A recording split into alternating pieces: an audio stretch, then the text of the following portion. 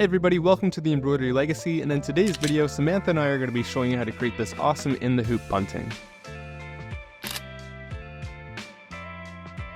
Now the supplies needed for this project are a 5x7 inch hoop, water-soluble stabilizer, border in black fabric, center fabric, batting, 3 colors of thread, a bobbin color to match the outside satin stitch is optional, 1/4 inch ribbon, scissors, and T-pins.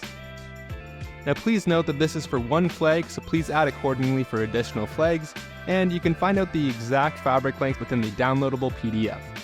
In step 1, we're going to hoop water-soluble stabilizers and use T-pins to secure the stabilizer in place around the hoop.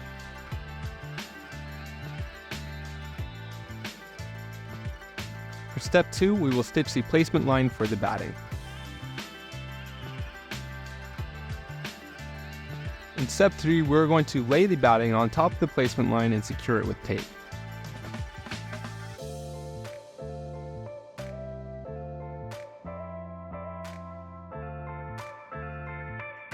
Stitch the tack down line and then trim the batting close to the stitching line.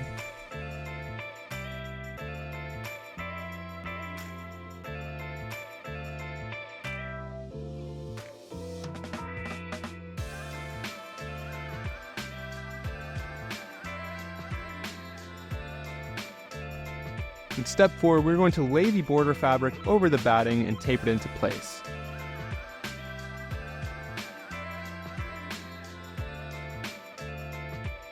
We can then stitch the tack down line.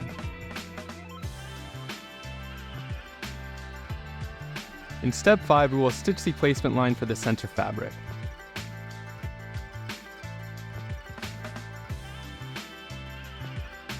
Moving on to step 6, we will lay the center fabric on top, stitch the tack down line, and then trim the fabric as close to the stitching line as possible.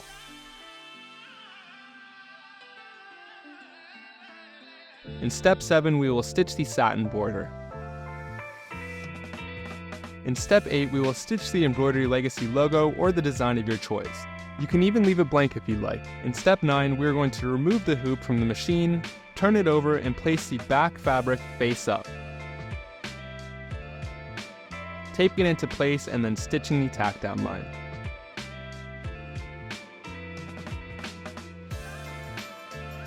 Moving on to step 10, we will trim both the border and back fabric close to the stitching and then return the hoop to the machine. In step 11, we are going to stitch the satin border and buttonholes. Moving on to step 12, we will remove the hoop and carefully trim the stabilizer away close to the satin border.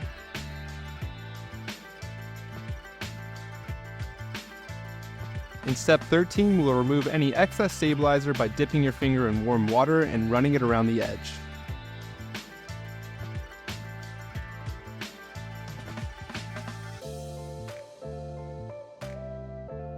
In step 14, we will carefully cut open the buttonholes with scissors or an optional buttonhole cutter.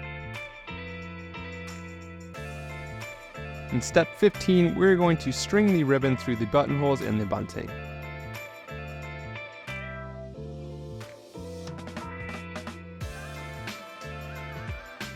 Congratulations, you're now ready to hang your bunting and celebrate. We hope you enjoyed creating this project and we can't wait to see your finished results. See you next time.